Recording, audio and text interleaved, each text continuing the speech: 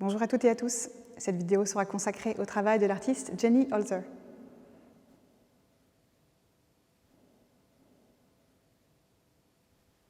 Jenny Holzer est une artiste américaine qui est née en 1950 dans l'État d'Ohio.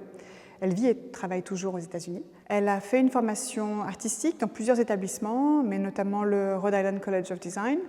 Et puis elle a suivi aussi des cours en tant qu'auditrice libre au Metropolitan Museum de New York. Elle a commencé influencée par les modes de l'époque, c'est-à-dire l'expressionnisme abstrait, le color field, donc des artistes comme Mark Rothko par exemple ou Maurice Lewis ont été des modèles au démarrage, mais très vite elle s'est inscrite plutôt dans une filiation avec l'art conceptuel, l'art minimal et a introduit la présence du texte et du langage dans ses productions. Une des premières œuvres qu'on associe au travail de Jenny Holzer, c'est une œuvre de 1977 qui est une série en fait qui est un protocole de travail qui s'appelle les truisms. Donc en français ça donne truisme, c'est des vérités générales, des sortes de vérités d'évidence, voilà, qui vient de l'anglais true, la vérité. Et elle fait cette série entre 77 et 87, qui sont des sortes de maximes, d'aphorismes assez courts que l'artiste écrit en noir sur blanc et affiche, placarde, un peu comme une street artiste ou comme une graffeuse, dans l'espace de la rue. Ça, c'est quelque chose de très important. L'espace de la rue, c'est son espace de travail. L'espace de la rue, c'est un espace libre, gratuit, avec un maximum de visibilité, un maximum d'impact. C'est l'espace de confrontation de la forme artistique et de sa réception. Elle trouve vraiment intéressant le fait qu'il y ait une spontanéité, il y a une adresse la plus large possible, la plus directe possible, même parfois involontaire, puisque les passants, par exemple, ne s'attendent pas nécessairement à être confrontés à une œuvre d'art en allant au travail ou dans leur vie quotidienne. Et donc elle se sert aussi des surfaces de murs, des façades, des éléments structurels, architecturaux, pour choisir un emplacement qui maximise, on va dire, l'impact du message écrit en noir sur blanc. Parmi ces truismes, donc, il y a par exemple une œuvre, un message très connu qui a été repris énormément, en tout cas depuis le mouvement MeToo, qui est l'abus de pouvoir n'est pas une surprise, par exemple. C'est quelque chose qui est effectivement une vérité générale, mais que l'artiste aussi amène à la conscience aussi de la population. Elle dit toujours qu'elle veut keep people awake, donc garder une attention permanente, être un état de conscience collective en fait, sur des éléments importants de la société. Et cette série-là, elle va la conduire pendant 10 ans avec une conscience à la fois, comme je disais, de l'espace public, mais aussi du message publicitaire, du slogan, de ce qui va donner le maximum d'impact à une idée, et un intérêt aussi pour savoir de quelle manière ces éléments sont reçus, perçus, débattus dans l'espace public. Et ça a aussi suscité la réaction, une adhésion ou un rejet, ça fait partie intégrante de sa proposition plastique. Donc cette série, elle donne suite à une variante, on va dire à partir de 79 jusqu'en 83, qui seraient les essais incendiaires, à laquelle appartiennent les tableaux qui sont derrière moi, et qui est en fait une autre manière d'utiliser ce texte et l'affichage, qui est cette fois-ci organisée différemment, puisqu'il s'agit de phrases plus longues, donc c'est 100 mots organisés en 20 lignes différentes, tout est en capitales. La police de caractère qu'elle utilise, qui renvoie à la presse ou aux tabloïds, etc., c'est vraiment des polices de caractère qui sont assez familières de la population. C'est la Futura Bold italique ou la Times vraiment bold aussi. Donc quelque chose qui est à la fois familier et tout en capital, ça a un caractère aussi solennel ou de gravité, pour attirer à l'attention.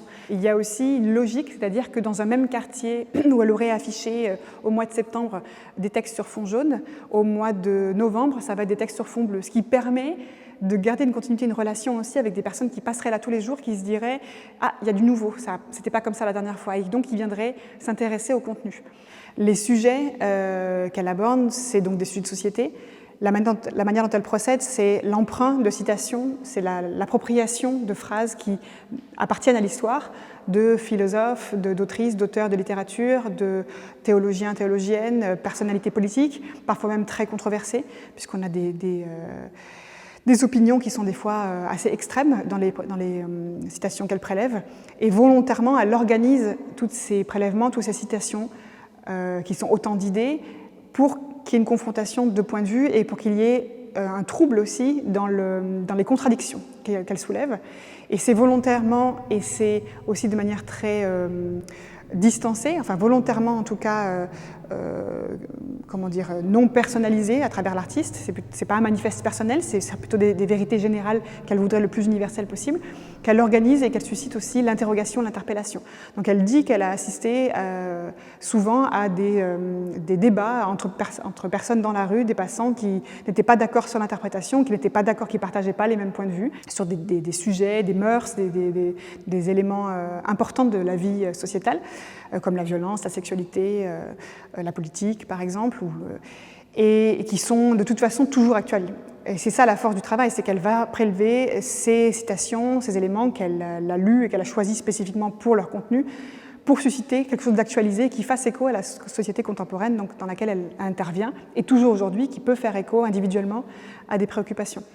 C'est en appui sur l'actualité, mais c'est aussi en appui sur l'histoire, en réalité, de la pensée. Et donc c'est comme une sorte de cartographie, finalement, des contradictions et des ambiguïtés de notre société contemporaine.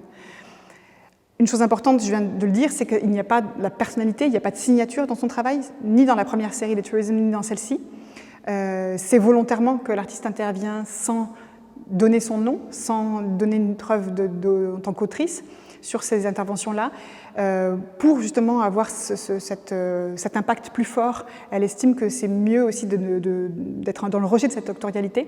Elle n'est pas dans une sacralisation du travail, et en cela, elle est assez proche aussi des artistes minimalistes et conceptuels dont elle peut s'inspirer. Et aussi, ça lui permet d'éviter peut-être des opinions sexistes, des opinions misogynes sur son genre féminin, qui la rendraient moins légitime que d'autres à intervenir et à avoir ce type de proposition dans l'espace public. C'est très important, c'est vrai pour Jenny Holzer au moment où elle travaille, c'est toujours vrai aujourd'hui pour d'autres actrices de cette forme activiste même de production. Les Guerrilla Girls, par exemple, elles ont une forme d'anonymat. Je parle des Guerrilla Girls parce qu'elles ont un mode assez proche d'opération dans l'espace public, avec du texte, avec des phrases d'impact qui sont basées sur des faits. Et sous ce nom de collectif qui signale les girls, il n'y a quand même pas d'identité individuelle à l'intérieur. Donc on peut s'y reconnaître, on peut se projeter aussi dans cette opinion.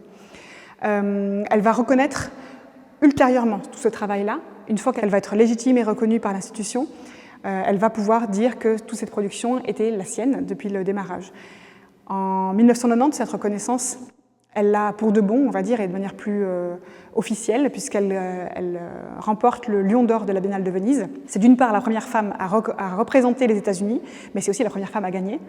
Et donc un prix très prestigieux, déjà à l'époque, qui avait assis à ce moment-là un certain pouvoir aussi de sa production et de son rôle en tant qu'actrice culturelle sur la scène internationale.